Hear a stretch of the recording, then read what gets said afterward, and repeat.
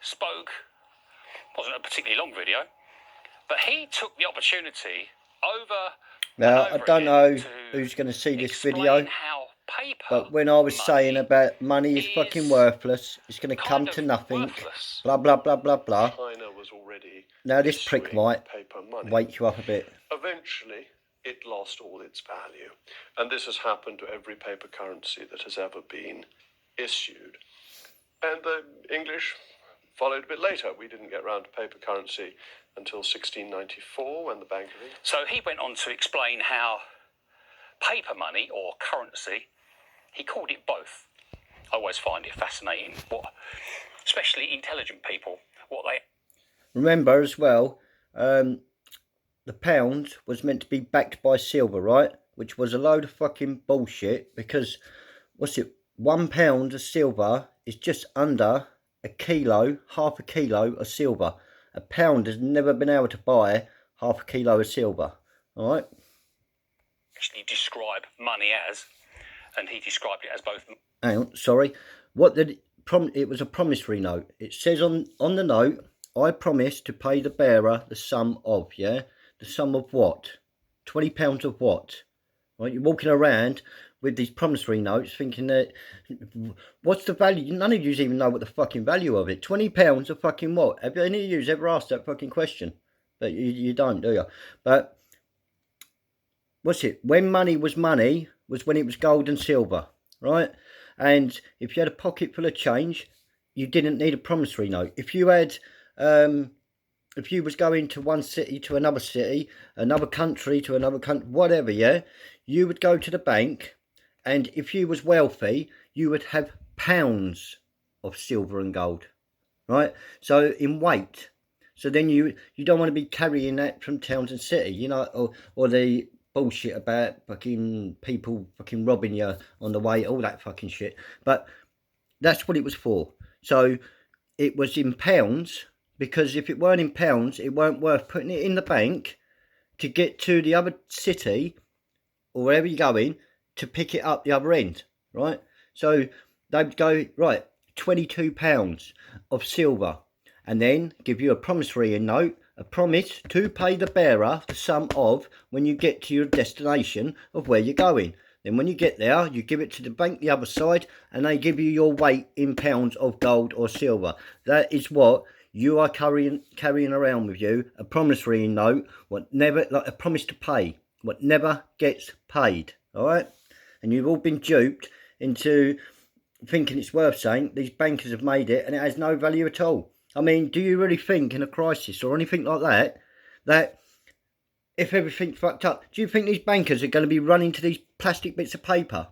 No, they've got stuff that's fucking real, not fucking something that's fake. Like, it's not, when I say it's not real, like £20, right? That plastic, or if it was a bit of paper, whatever it was, you set a light, put a match to it, it burns and it disappears. Gone. That's what I mean by not real. You got a lump of gold or a lump of silver, melt that down, and it will go to a liquid, and when it cools back, it will come back to what it is again, because it's fucking real, right? Anyway, I'll get you back to this. Fucking 4 years ago, people were fucking laughing at me over this. There we go. Told you this was coming. Money and currency. And he described paper money as a poor store of value. The second issue, the store of value, is harder. And paper currencies have never provided a store of value. They have always led to inflation. What's got me picking up the camera is, why is he making this video? For such an influential type of character, quite close to, well, if not part of the elite, why would he, on his own YouTube channel, he's got a small YouTube channel, why would he go to such lengths to air this point of view? Obviously, it's true, obviously, yeah, paper money has no store of value. And he made the point that every paper currency in history has failed, every single one. Paper currencies have no value beyond your confidence in that It's currency. your fucking belief. And when things go wrong, when people decide that they no longer have confidence in that paper currency, you get hyperinflation. So the Weimar Republic, famously, people took wheelbarrows of money to buy a loaf of bread. So I can't help thinking, why are you The only reason that money, that paper fucking note, right, that £20 or £50, right, has any value is that your belief it has value. That's the only thing that holds that. As soon as you stop believing it has value, it's no more. It's nothing. If you understand where I'm coming from. making that video? No one's asked you to make that video.